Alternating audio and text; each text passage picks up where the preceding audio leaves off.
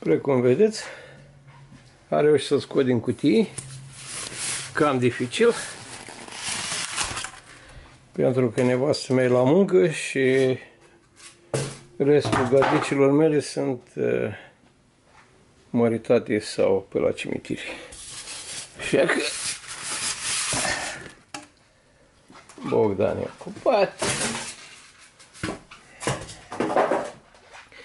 Ia să vedem ce avem noi aici.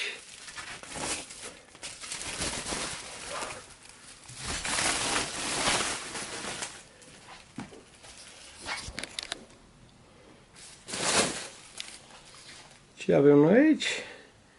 Este doar un ecran flat, fără nici măcar un sticker pe el, cum veneau înainte. Aici este geantă cu accesorii și asta este podiumul. Ok.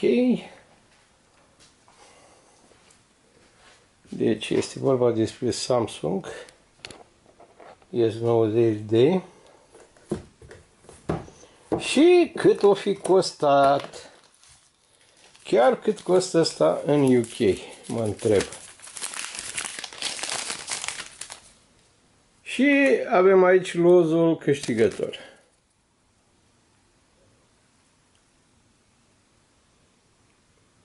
£1499 de pound la Curry. La reducere, nu știu dacă face focus ăsta. I really don't care, cine vrea să mă creadă, mă crede. Am să revin cu detalii mai târziu după ce îl montez.